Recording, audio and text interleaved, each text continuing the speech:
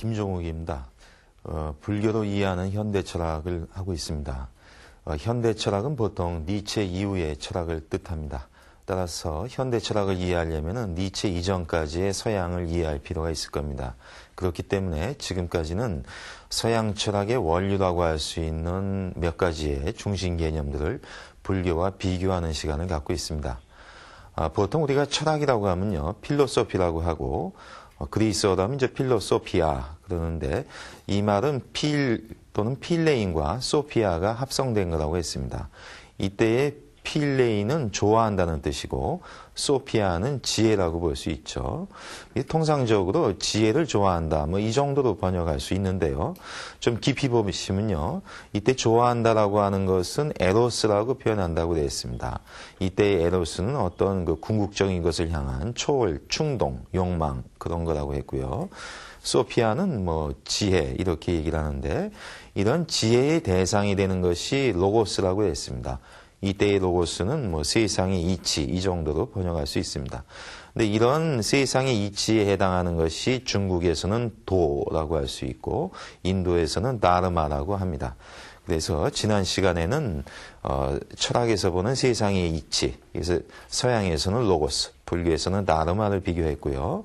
그리고 그 서양에 해당하는 에로스, 어떤 근원적인 것을 향한 충동, 이 에로스에 해당하는 것을 불교에서는 바라밀이라고 봤습니다.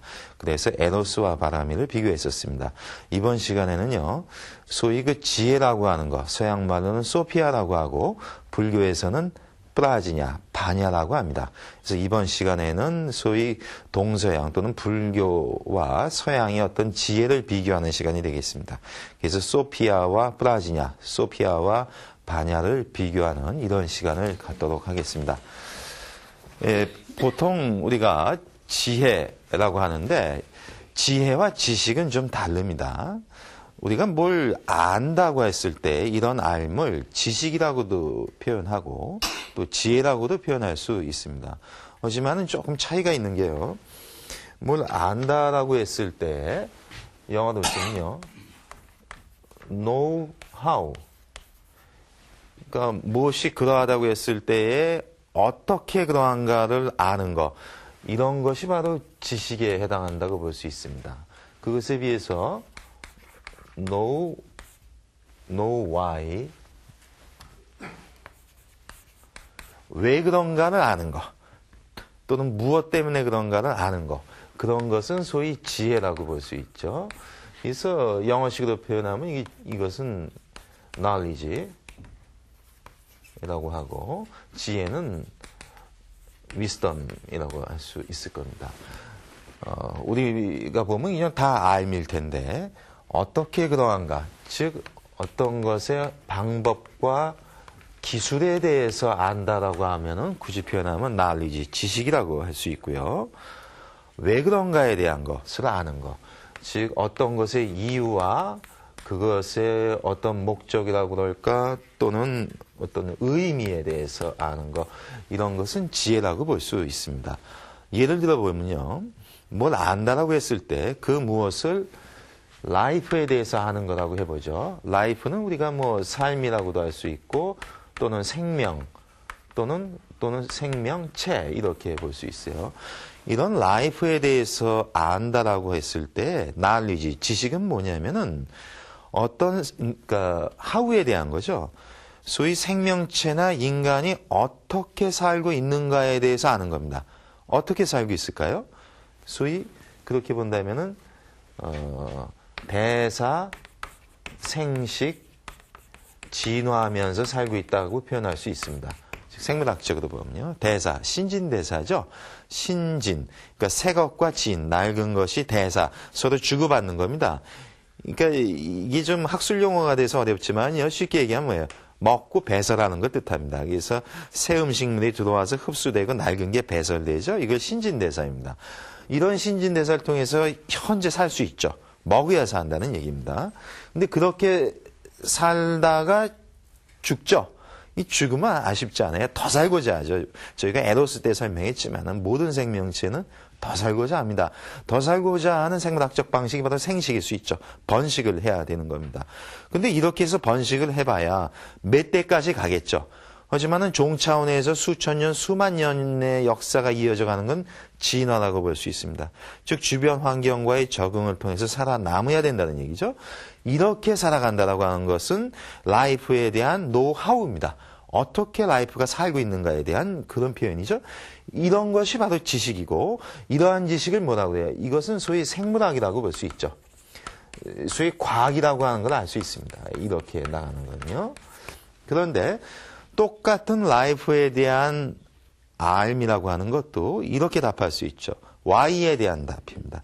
즉 생명체와 인간이 왜 사는가 또는 무엇을 위해 살 것인가 이 얘기가 이제는 선뜻 답이 안 나오시죠. 노하우에 대해서는 당장 생물학만 알면 답이 딱 나오지만은 노 와이 하고서 질문하면요 어떻게 살 것인가 그러니까 무엇을 위해서 또는 삶이 무슨 의미가 있어서 무엇을 향해서 살 것인가 답이 쉽지 않습니다. 이럴 경우에는 각 종교마다 다 답이 다를 수 있죠. 또 각각의 철학에마다 다를 수 있습니다. 그래서 이런 식의 알면 바로 과학이 아니라 철학과 종교가 추구하는 그런 알일 것입니다. 근데 이건 답하기는 쉽지 않지만은 정말 인간한테는 궁금한 그런 것이겠죠. 그래서 종교가 여기에 이제 답을 해주는 방식입니다. 자, 이런 식으로 노하우와 노와이의 차이를 봤는데요. 이렇게 보시면은 이런 그 생물학의 예를 들었었는데 이런 과학과 기술에서 하는 지식과 소위 철학과 종교에서 답하고자 하는 지혜라고 하는 것이 구분이 된다는 것을 보셨을 겁니다. 그런데 다시 정리하면은 이런 지식은 방법과 기술에 대한 것이라고 한다는 얘기는 그야말로 어떤 유용성이 중요하다는 얘기입니다. 노하우라는 얘기는 어디다 써먹을 것인가가 중요한 것이죠. 그래서 이런 노하우라고 하는 것은 반드시 방법과 기술이고 그걸 어디다 쓰는가 하는 이익과 관련된 유용성의 문제가 될 것입니다. 그런데 no why, 예를 들어서 왜 사는가, 무엇을 위해서 할 것인가 라고 하는 것은 방법과 기술, 어떤 이익과 관련된 유용성이라기보다는 삶 전반에 대한 이유와 의미의 문제이죠. 왜 사는가 하는 문제가 되기 때문에 그러니까 이것은 삶의 전체와 관련된 어떤 총체성에 대한 답이라고 볼 수 있습니다. 어떤 부분적인 이익에 맞춘 유용성에 관심이 있는 게 아니고 삶 전반, 더 나아가서 우주 전반에 대한 의미와 목적에 관한 그런 알미라고 볼 수 있습니다. 이렇게 유용성과 총체성이라고 해서 대비가 될 것입니다. 실제로 과학과 기술이 추구하는 게 뭐겠어요? 유용성이죠. 그것에 비해서 철학과 종교가 추구하는 것은 전체, 총체적인 의미에 관해서 궁금해하는 겁니다. 이런 식으로 과학기술과 철학 종교가 소위 지식과 지혜라는 측면에서 좀 대비가 된다 이렇게 볼 수가 있을 것입니다. 자, 지금 여기서 결국 지혜라고 하는 것은 총체성에 관한 암, 즉 인생의 삶이나 우주 전체 또는 자연세계 전체에 대한 것, 즉 어떤 총체적 질서에 대한 또는 총체적이고 전반적 의미에 대한 알미라고 했었죠. 이런 총체성, 어떤 전체와 총체의 이치, 그게 뭐겠어요? 바로 세상의 이치라고 볼 수 있겠죠. 이 이치를 뭐라고 했습니까? 지난 시간에 했었죠. 이런 것을 서양에서는 로고스라고 한다고 그랬습니다. 그리고 중국 사람들은 이것을 도라고 하고요. 불교와 인도인들은 다르마라고 한다고 그랬습니다. 자, 그렇다면요. 소위 지혜라고 하는 것은 무엇에 대한 알미일까요? 서양식으로 보면 로고스에 대한 알미고 중국식으로 보면 도에 관한 암, 그게 지혜가 되겠고요. 인도 또는 불교식으로 보면 다르마에 대한 암, 이것이 바로 지혜다 이렇게 볼 수 있습니다. 자, 오늘은 서양 쪽만 주로 얘기를 하겠습니다. 서양식 지혜, 지금 얘기했듯이 서양식 지혜를 소피아라고 한다고 그랬죠. 소피아는 그럼 이렇게 정의해야 되죠. 로고스에 대한 암, 이렇게 정의될 수 있을 겁니다. 자, 그런데 그때 로고스를 뭐라고 했었어요? 세상의 이치라는 뜻도 있지만은 이성이라는 뜻도 있죠. 이런 세상의 이치에 대한 어떤 사유의 능력, 그것을 우리가 이성이라고 했었습니다. 이렇게 보면 로고스는 이성이라고도 볼 수 있는데요. 소위 그 이성이라고 하면 서양에서는 감성과 대비가 됩니다. 이런 식의 대비는요, 우리의 그 암과 관련된 겁니다. 우리가 뭘 안다라고 했을 때 서양에서는 전통적으로 이성과 감성을 나눕니다. 감성은 뭐냐면은 감각적인 능력을 뜻합니다. 감각의 능력. 이성은 소위 사유의 능력을 뜻하죠. 근데 좀 더 자세히 보면요, 감성이 취급하는 것은 우리의 경험입니다. 그것에 비해서 이성이 취급하는 것은 우리의 반성이다, 이렇게 볼 수 있어요. 좀 어렵죠? 근데 어떻게 보면 쉬워요. 지금 TV를 시청하시는 분들께서는 이 TV를 경험하고 있습니다. 눈으로 보고 있고 저의 음성을 귀로 듣고 있죠. 현재 지금의 것을 겪어내고 있습니다. 경험하고 있어요. 이런 것은 감각을 통해서 했죠. 지금 TV를 보고 계시고 제 말을 귀로 듣고 있죠. 이런 시각 청각이라고 하는 구체적인 경험입니다. 즉 구체적인 경험이죠. 눈과 귀를 통해서 확인하시잖아요. 그런데 동시에 여러분 이런 생각을 하실 거예요. 저 사람 일주일 전에도 나왔는데 일주일 전에 그 사람이네. 그렇죠? 이거는 지금에 대한 경험이 아니죠. 일주일 전에 대한 경험이 아니라 일주일 전 경험을 생각한 거죠. 그리고 또 이럴 거예요. 그 전주에도 나왔네. 이러겠죠. 반대도 있습니다. 다음 주에도 나오겠네. 다음 주에도 나오겠네. 이렇게 되죠. 이렇게 해서 쭉 연결될 수 있겠죠. 이렇게 생각하는 것이 소위 반성이라고 볼 수 있습니다. 근데 반성은 이성을 통해서 하는 것이고 이것은 구체적인 것이 아니라 추상적인 거예요. 왜? 당장 잡히는 게 아니잖아요. 여러분이 지금 경험하는 것은 눈과 귀로 지금 경험하시죠. 그래서 그걸 구체적이라고 하고 영어로 얘기하면 concrete라고 합니다. 근데 이 접두사 con은 함께라는 뜻이거든요. 뭐와 함께겠어요? 감각과 함께 있는 거죠. 감각과 함께 있으니까 concrete를 구체적이라고 하는 겁니다. 눈에 잡히시잖아요. 보이니까. 그런데 반성이라고 하는 건 추상입니다. 추상은 영어로 abstract 그렇습니다. 여기 ab이라고 하는 것은 뭐냐면은 떨어져 있다는 얘기예요. 어디에서 떨어져 있을까요? 감각에서 떨어져 있는 거죠. 감각에서 떨어져 있으니까 구체적으로 잡히진 않지만은 생각이 되죠. 사유를 통해서만 알 수 있습니다. 그래서 이걸 추상이라고 그래요. 자, 그래서 이렇게 구체와 추상이 나뉘어지는데요. 이렇게 나뉘어지는데 이것의 특성을 좀 어렵게 설명하면요. 이것의 특성은 불연속적입니다. 이것의 특성은 연속적이에요. 무슨 말씀이냐면요. 지금 TV를 통해서 저를 보고 듣고 하죠. 그때 보고 듣습니다. 사실은 끊어지는 거예요. 불연속적으로 경험하는 겁니다. 그런데 일주일 전, 2주일 전 또는 일주일 후, 2주일 후의 것을 갖다가 추상적으로 생각할 수 있죠. 일주일 전과 일주일 후의 것은 여러분이 현재 보는 것이 아닙니다. 그 전과 그 다음의 것이죠. 그것은 경험하는 게 아니고 반성하는 것이고 추상적으로 사유하는 것입니다. 근데 그것은 뭐예요? 일주일 전과 현재와 일주일 후라고 하는 것이 쫙 연결되죠. 그래서 연속적이라고 하는 겁니다. 이렇게 연속적 파악 능력은 이성이 한다고 볼 수 있습니다. 하지만은 우리가 그때그때 경험하는 것은 불연속적 경험의 감성에서 한다고 볼 수 있을 것입니다. 자, 그런데 이렇게 연속된 추상적인 것을 우리가 철학에서 보면 보편적이라고 하고 이건 특수적이라고 합니다. 여러분께서 지금 경험하고 있는 것은 특수한 한 사람 김종욱을 보고 계십니다. 그죠? 저건 김종욱이고 김씨고 저건 이씨가 아니야. 김씨, 이씨, 박씨 이렇게 나뉘어지겠죠? 근데 이렇게도 생각할 수 있을 겁니다. 저자도 인간이야. 그렇죠? 인간이라고 하면 뭐예요? 김씨, 이씨, 박씨라고 하는 특수한 것들을 초월한 보편적인 거죠. 김씨, 이씨, 박씨 모두 성은 다르죠. 다 다르지만은 뭐예요? 인간이라고 하는 점에서는 공통이 됩니다. 이런 공통의 분명을 보편적이라고 볼 수 있는 것이죠. 그래서 이성은 보편을 추구하고 감성은 특수한 것을 포착한다. 이렇게 볼 수가 있을 것입니다. 근데 이렇게 보편적인 거는요, 숫자에서 보면 하나입니다. 특수한 것은 다예요. 여러 개입니다. 방금 그랬죠? 김씨, 이씨, 박씨, 그 다음에 정씨가 많대죠. 김씨, 이씨, 박씨, 정씨는 뭐예요? 일단 여럿이죠. 성이 얼마나 많겠어요. 우리 대한민국에 뭐 성이 얼마나 많겠습니까? 잡다하죠. 많다는 얘기입니다.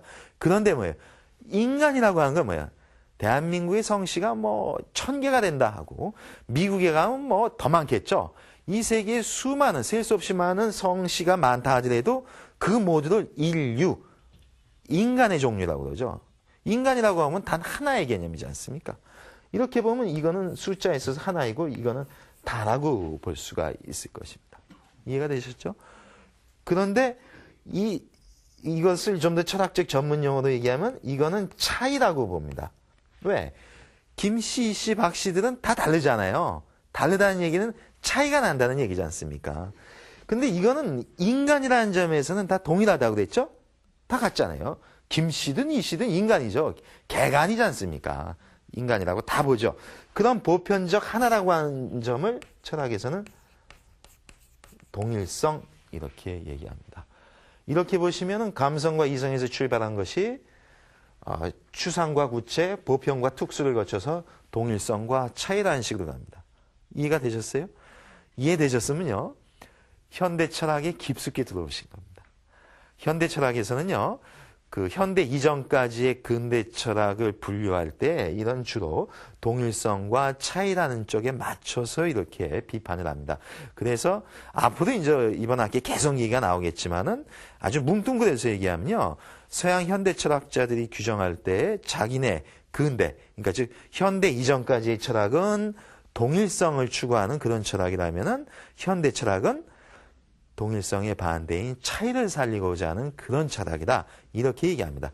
여기서는 지금 요 정도로만 하고요. 이런 그 개념이 이렇게 이어져 가는 것만 여기서 파악을 하시면 될 것 같습니다. 예, 그래서 여기까지 이렇게 나왔고요. 자, 이렇게 본다면요. 지금 우리가 궁금해하는 것은 서양식 지혜인 소피아는 로고스에 대한 탐구이고 이 로고스는 결국은 이성이라고 본다면 그건 동일성을 탐구하는 거라고 볼 수 있죠. 동일성에 대해서 명확히 아는 것이 서양식 소피아의 내용이다. 이렇게까지 볼 수 있지 않습니까? 결국은 이 동일성에 대한 암, 그것이 바로 서양에서 얘기하는 지혜인 소피아다. 이렇게 볼 수가 있는 것입니다. 그런데요, 아까 제가 그랬죠. 서양인들 현대 철학에서 규정할 때에는 현대 이전까지는 다 동일성을 추구한 철학이다. 이런다는 거예요. 그럼 현대 이전까지 서양의 역사는 고대, 중세, 근대로 나뉜다고 했습니다. 그리고 이것은 착각하시면 안 된다고 했어요. 서양에만 통용되는 역사 구분입니다. 그러니까 중세라고 하는 1000년의 단일 기간이 있는 지역에서 중세 이전과 중세 이후를 나누는 거기 때문에 그런다고 했는데요. 이렇게 보시면요. 동일성도 소위 서양에서 보면 고대적 동일성과 중세적 동일성과 근대적 동일성이 있다. 이렇게 볼 수 있습니다. 이런 고대적 동일성을 철학에서는 이데아라고 그러고 중세적 동일성은 신이라고 합니다. 신. 그것에 비해서 근대적 동일성은 자라고 하는 것입니다. 갑자기 또 어려워지죠? 이데아라고 하는 거, 이게 플라톤 사상의 핵심인데요. 이거는 다음 시간쯤에서 아예 1시간을 떼내서 설명을 할 겁니다. 근데 여기서는 그냥 어떤 사물의 원본, 원형, 본질 이 정도로 생각을 하세요. 어떤 근원이 되는 가장 모범의 형상 그런 거라고 보시면 됩니다. 근데 그런 이데아에 대해서 인식하는 능력을 플라톤은 에피스테메다 이렇게 얘기를 했습니다. 자, 그렇게 보면 뭐예요? 고대 그리스에서의 지혜는 뭐예요? 그거는 이데아를 아는 에피스테메. 에피스테메 인식이라는 뜻이에요. 이데아를 인식하는 거. 그 에피스테메가 바로 그리스에서의 지혜의 내용이 되겠죠. 근데 중세가 되면 이제 가톨릭 기독교의 시대지 않습니까? 그러면 그때의 동일성은 뭐겠어요? 그러니까 동일성은 뭐예요? 여기서도 얘기했지만은 이런 거예요. 하나의 것이죠. 동일하니까. 그리고 이렇게 설명하시면 이해가 되실 텐데. 동일하다는 얘기는 똑같다는 얘기죠. 똑같다는 얘기 뭐예요? 변화하지 않죠. 변화하면 뭐예요? 달라지고 차이가 나지만은 변화하지 않으니까 똑같다고 그렇지 않습니까? 우리가. 따라서 이때의 동일성은 불변성을 뜻한다고 볼 수 있어요. 영원 불멸하는 거. 그렇게 볼 수 있죠. 이건 불변과 불멸을 뜻하겠죠. 즉 변치 않고 영원히 똑같이 유지되는 그거. 신이야말로 거기에 합당하죠. 하느님이야말로 영원 불멸할 존재인 테니까.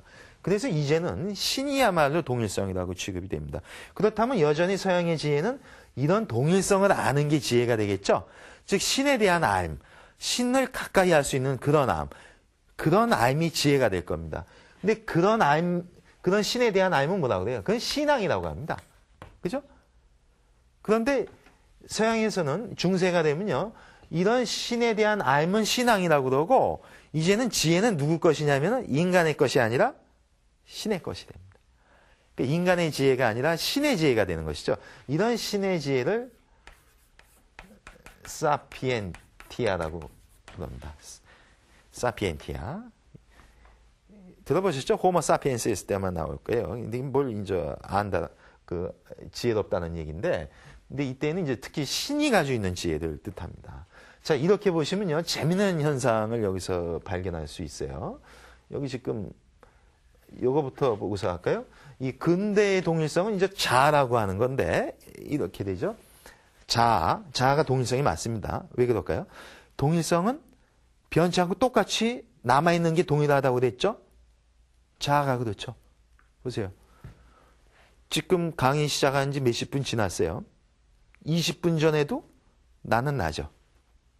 현재, 지금도 나는 나고, 20분 뒤에도 나는 납니다. 20년 전에도 나는 나였어요. 근데 20년 전에 똑같은 사람이 아니죠. 20년 전에 상당히 젊고 어렸을 때고 그랬겠죠. 그런데 20년 후에도 살아있다면 나는 나일 겁니다. 즉 20년 전과 현재와 20년 뒤가 육신의 모습은 많이 변할 테고 여러 가지 우리 삶의 내용이 다양하게 변하겠지만은 20년 전이나 20년 후나 나는 나죠. 그렇다고 하면 뭐예요? 인생이 많은 굴곡이 있어서 변화해 가겠지만은 나라고 하는 것은 계속 동일하게 남는다고 보죠. 그래서 자아가 바로 동일성이라고 생각한 겁니다. 서양 근대인들은. 이런 자아에 대한 암, 그것이 뭐예요? 코기토라고 합니다. 이 코기토는 사유라는 뜻인데, 이 코기토는 뭐예요? 원래는 에고 코기토의 준말입니다. 라틴어로 에고는 나죠. 나는 생각하는데요. 영어로 얘기하면 I think. 생각나시죠? 데카르트 얘기입니다. 나는 생각한다. 그러므로 나는 존재한다. 즉 나의 존재의 어떤 근거를 나의 사유에서 잡는 겁니다. 생각함으로 존재한다는 식으로 읽는다면요. 이렇게 보면은 나를 비롯한 모든 세상의 근거를 사유와 이성 또는 나라고 하는 자아가 근거의 위치에 간다는 얘기죠. 이런 식으로 해서 이제 근대 철학이 드러나는데, 그리고 이렇게 사유한다라고 하는 것은 knowledge라고도 봅니다. 이때의 knowledge는 우리가 지식이라고도 번역할 수 있지만 인식이라고도 번역할 수 있는 그런 거예요. 사유의 능력이라고 보시면요. 자, 다시 이제 자세히 좀 설명을 하겠습니다. 결국 이렇게 보면요. 서양에서의 지혜, 소피아는 시대별로 달라진다는 걸 알 수 있습니다. 서양 고대의 지혜는 이데아를 아는 에피스테메가 지혜라는 것이고, 서양 중세의 지혜는 신에 대한 암 또는 신 자신의 지혜로서의 사피엔티아가 지혜가 된다는 것이고, 서양 근대에서의 지혜는 바로 이런 자아에 대한 암, 자아의 사유 능력 또는 그런 자아의 어떤 인식 능력, 이런 것으로서의 인식과 지식이 바로 근대의 어떤 지혜가 된다는 걸 알 수 있습니다. 이걸 하나씩 설명을 하면요. 이데아는 따로 나중에 다음 주쯤에 설명을 한다고 했는데, 어쨌든 근원이 되는 원본에 대한 암인데요. 여기서 얘기한 것과 상당히 유사합니다. 이쪽에 지금 썼죠? 이성과 감성 이렇게 해서 쭉 썼는데, 소위 이데아는 이쪽에 해당하는 겁니다. 이데아는. 그리고 이데아가 원본 같은 거라고 했어요. 원형과 원본이에요. 그럼 원형과 원본을 복사한 놈이 있겠죠? 그게 뭐예요? 이 세상의 모든 것들은 그렇다고 보는 겁니다. 이 세상의 사물들. 즉, 영어식으로 쓰면 복사한 것들이 있어요. 그러니까 원본인 이데아와 그거를 카피한 것들의 이 세상의 그 모든 것들이 있는데, 그런 것은 뭐예요? 그 원본은 뭐예요? 단 하나의 보편적인 그런 거라는 얘기입니다. 그것에 비해서 그것을 복사한 것들은 잡다하고 특수한 게 무지하게 많다고 보는 것이죠. 이런 식으로 나뉘어져 가는 겁니다. 그래서 이런 이데아에서 아는 능력은 바로 에피스테메다. 그래서 어떤 이성적 인식 능력을 얘기한다면 한갓된 잡다한 것들을 감성적으로 파악하는 것을 독사라고 합니다. 독사. 독사를 한국 철학계에서는 뭐라고 번역하냐면요. 억견이라고 번역해요. 뭐냐면은 억측이란 뜻이에요. 억측된 견해라는 얘기예요. 즉 자기만이 억지로 우기는 그런 거라는 거예요. 자기만의 부분적 견해라는 얘기죠. 감각이 그렇다는 거예요. 그렇죠? 이거 하나를 똑같은 걸 본다 하더라도 감각이 다 다를 수 있지 않습니까? 어떤 사람은 하얗다라고, 어떤 사람은 회색이라고 그러고, 어떤 사람은 뭐 희끄무리하다고 그럴 테고, 다 달라요. 감각이라고 하는 거는. 예? 그렇기 때문에 이것을 각각의 억측된 견해라고 해서 이제 독사라고 하는데, 이런 식으로 해서 소위 이성과 감성이라는 게 나뉘어지죠. 이렇게 보면 서양 고대에서 그리스적인 지혜라고 하는 것은요, 결국 에피스테메라는 측면에서 보면요, 에피스테메 또는 그리스적 소피아가 하는 역할이라고 하는 건 뭐겠습니까? 이 세상을 이데아와 그것을 복사한 것으로 구분할 줄 아는 능력이라는 거예요. 즉 뭐예요? 보편적 하나의 것과 특수한 잡다의 것을 분별할 줄 아는 능력이라고 하는 겁니다. 그리고 뭐예요? 어떤 추상과 구체적인 거, 그리고 이런 보편적 하나의 것이 이 세상의 본체가 된다면은 그것을 카피한 것들은 뭐예요? 그것이 드러난 현상에 불과하다는 거죠. 이런 식으로 이 세상의 근원의 본체와 그것이 겉으로 드러나는 현상의 세계를 구분할 줄 아는 능력, 그게 그리스인의 지혜라는 겁니다. 즉 구분 능력이라는 거죠. 그것이 그리스적 지혜고, 굳이 불교식으로 얘기하면 분별력이라고 볼 수 있습니다. 분별력이죠.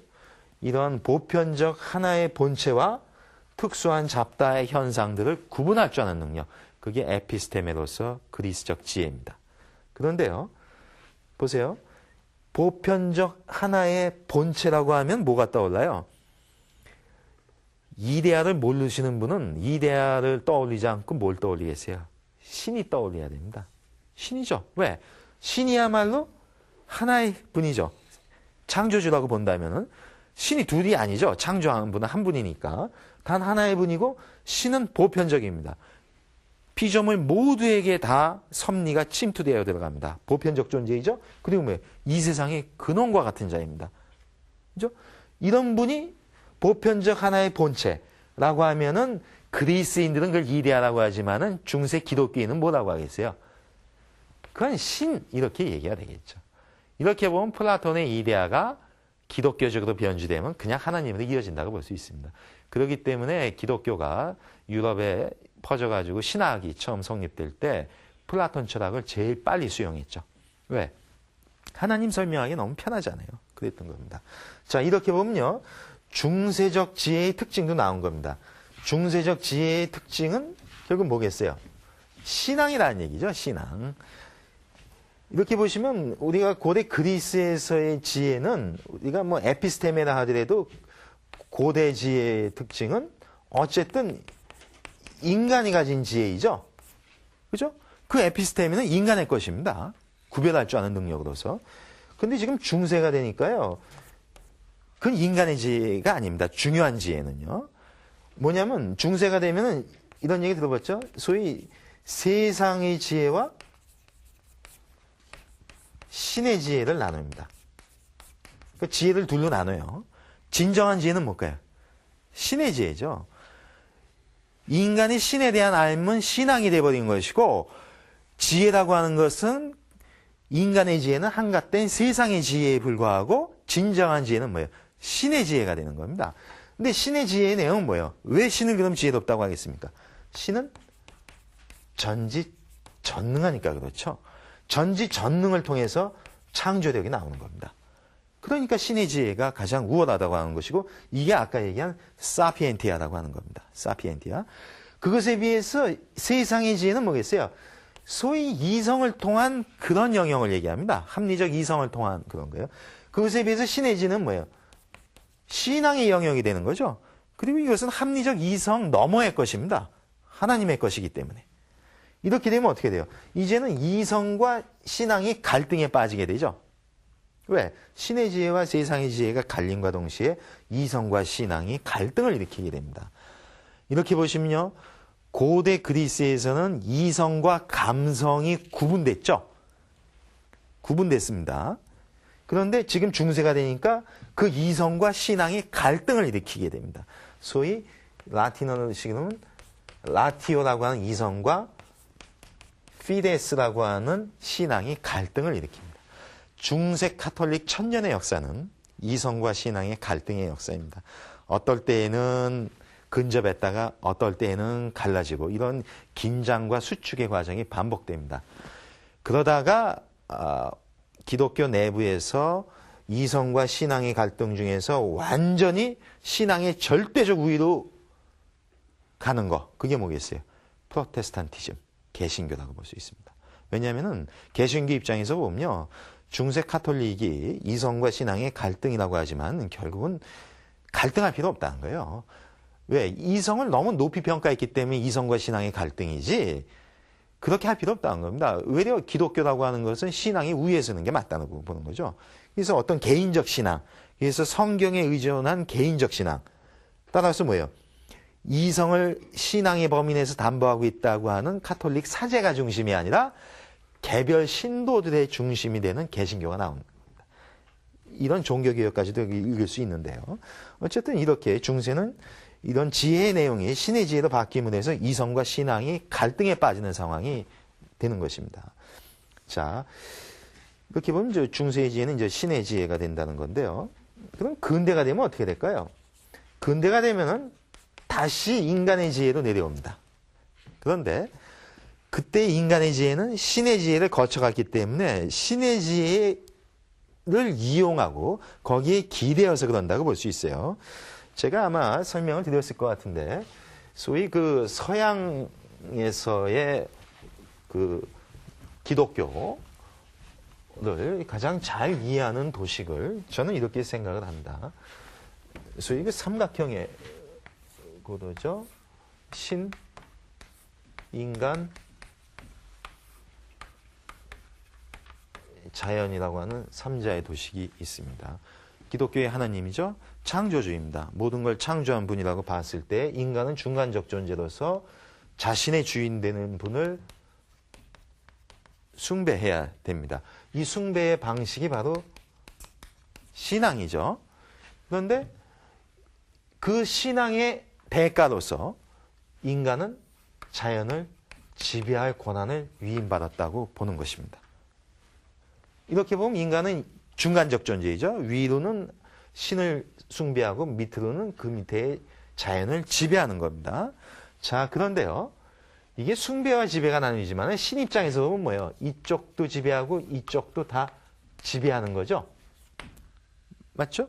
근데 이 지배는 다스림이라고 볼 수 있습니다. 근데 다스린다고 하지만 내면은 지배죠. 근데 지배라는 어감이 안 좋죠. 그래서 이건 뭐라고 해요? 이런 다스림을 소위 기독교적으로 은총이라고 보겠죠. 하지만 은총이지만은 본질은 다스림이고 지배예요. 지배입니다. 그런데 근대가 되니까 인간도 신처럼 되고 싶은 거예요.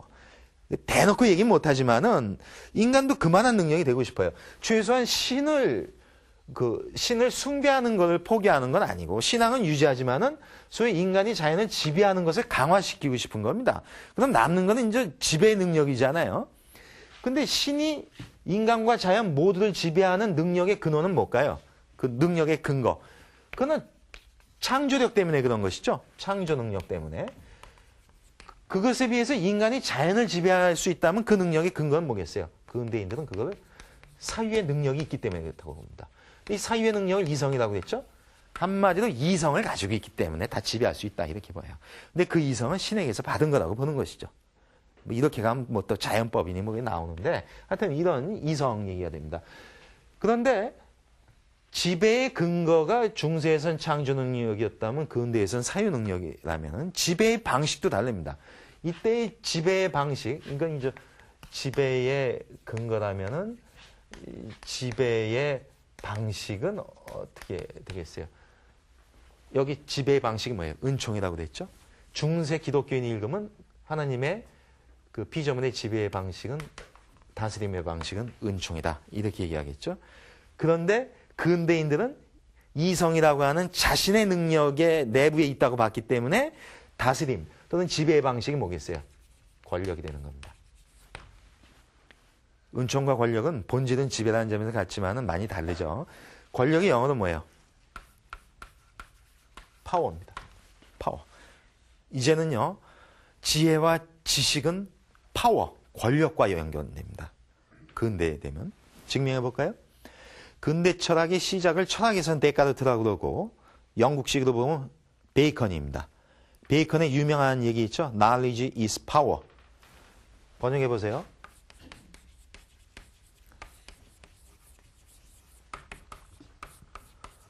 이 TV를 시청하는 사람들 중에요. 중학생이 있다면 저걸 뭐라고 번역하겠습니까? Knowledge is power. 여러분 중학교 때 배운 식으로 하겠죠? 아는 것이 힘이다. 그러니까 열심히 공부해라. 뭐 그런 거죠. 그러면 제가 중학생 수준이라고. 소위 이 정도 강의를 듣는 분 같으면 그걸 그렇게 번역하면 안 되죠. 어떻게 번역해요? 지식은 권력이다. 이렇게 번역해야 맞죠? 이렇게 되면 이제 중학교 딱지를 띄는 거예요. 자, 그런데 이거는요, 어떻게 보면 인류사의 대목대목에 다 들어맞아요. 이제 증명을 해볼까요? 지식은 권력입니다. 뒤집어 얘기하면은 그 시대의 지식을 지닌 자가 그 시대를 지배합니다. 증명할게요. 서양 고대에는 어떤 지식을 지닌 자가 지배했을까요? 철학입니다. 필로소피아예요. 중세는 어떻게 될까요? 신학적 지식을 지닌 자가 중세를 지배했죠. 카톨릭이. 근대가 되면 어떻게 되겠습니까? 근대가 되면 바로 과학입니다. 과학이라고 하는 지식을 쥐임으로 해서 자연을 지배하죠. 이쪽 신학은 이제 피조물을 지배하는 거죠. 근데 현대가 되면 어떻게 될까요? 제가 언젠가 말씀드렸죠. 과학과 기술이 합쳐진다고. 산업혁명 이후에 과학과 기술은 본질은 다른데 합쳐진다고 했습니다. 이렇게 되면 산업혁명 이후에 과학과 기술이 합쳐진 과학기술이라고 하는 지식이 총화가 돼서 지배를 하죠. 누굴 지배합니까? 자연과 동시에 인간 모두를 지배하는 겁니다. 근대에는 인간이 자연을 지배했는데 이제 과학기술의 시대가 되면 어떻게 돼요? 자연뿐만 아니라 인간이 인간을 더 지배하는 겁니다. 더 피곤한 시대가 된 거죠. 이런 시대가 된 겁니다. 들어맞죠? Knowledge is power가 맞습니다. Knowledge is power가 맞으면 이렇게 써도 되죠. Knowledge based society라고 써도 됩니다. 뭐예요? 지식에 기반한 사회라는 얘기죠. 뭡니까? 그 사회를 이 기반이라는 얘기가 사실 권력이라는 얘기죠. 어떤 사회에 해당하는 그 지식이 권력화돼서 그 사회를 지배한다는 얘기죠. Knowledge based society입니다. 오늘날 이거는 지식 기반 사회라고 해요. 현 21세기를 그렇게 얘기합니다. 들어보셨을 거예요. 소위 지식 정보화 시대, 그래가지고 지식 기반 사회, 뭐 이렇게 얘기를 합니다. 그런데 이렇게 얘기하면서 21세기에만 해당하는 말로 쓰죠. 근데 저는 knowledge is power가 맞다면 knowledge based society는 인류사에 다 들어간다고 봅니다. 21세기에만 해당하는 게 아니에요. 폭넓게 해석하면. 증명했잖아요. 고대, 중세, 근대, 현대. 하나 더 증명할게요. 한국도 마찬가지라는 얘기예요. 조선 같으면은요, 조선을 지배한 지식이 뭐겠어요? 주자학이죠. 성리학 중에서도 주자학입니다. 이런 주자학을 지닌 자들이 누굴 지배합니까? 민을 지배하는, 백성을 지배하는 이런 구도입니다. 한국 사회도 다 들어맞는다는 얘기예요. 그렇다고 보면은 knowledge based society는 다 들어맞는 이런 거라고 볼 수가 있을 것입니다. 아주 상당히 이제 폭넓게 해석을 했어요. 그런데 결국은 이게 21세기뿐만 아니라 인류사 전체에 맞는다면은 특히 이 근대 같은 경우에는 여기 과학이라고 하는 지식을 통해서 자연을 지배하는 식으로 쓰는 겁니다. 아까 지금 knowledge is power가 베이컨이 얘기했다고 그랬는데 베이컨은 knowledge is power라고 쓰면서 뭐라고 얘기하냐면은 그럼 도대체 사이언스, 과학의 목적이 뭐냐 이런 얘기를 해요. 그거는 신을 숭배하는 거, 신을 숭배하고 찬미하는 거, 그리고 자연을 지배하는 거, 그것이 과학의 역할이라고 봅니다. 근데 이런 숭배와 지배는 뭐예요? 철저한 기독교적 도식이죠. 그래서 사실은 베이컨의 과학조차도 이 근대, 중세의 기독교적인 데서 자유롭지 않다는 걸 우리가 알 수 있는데요. 어쨌든 knowledge is power함으로 해서 소위 인간이 자연을 지배하는 지배의 근거가 됐던 사유능력으로서의 이성, 그리고 그것이 드러난 knowledge, 지식, 인식이라고 하는 것이 이제는 파워의 문제가 된다는 얘기예요. 권력의 문제가 되는 겁니다. 자, 이렇게 해보면요. 정리를 하면 이렇게 되죠. 소위 그 서양 고대에서의 그 지혜가 에피스테메라고 정의를 했었죠. 이데아를 인식하는 능력. 그래서 소위 이데아와 복사물들을 구분할 줄 아는 능력. 즉 구분력. 분별의 능력입니다. 그렇죠? 근데 중세가 되면은 이것은 하나님 자신의 지혜. 사피엔티아라고 볼 수 있습니다. 근데 신은 이 지혜를 피조물한테 쓰죠. 어떻게? 은총의 방식으로 씁니다. 하지만 은총은 다스림의 또 하나의 표현이고 그것은 결국은 피조물에 대한 지배라고 볼 수 있을 겁니다. 그죠? 근데 지금 설명한 근대가 되면요. 우리가 이 근대적 지혜의 내용을 뭐 코기토다, knowledge다 이렇게 했지만은 그것은 결국 뭐겠어요? knowledge is power라고 해서 권력과 연관돼 간다는 걸 알 수 있습니다.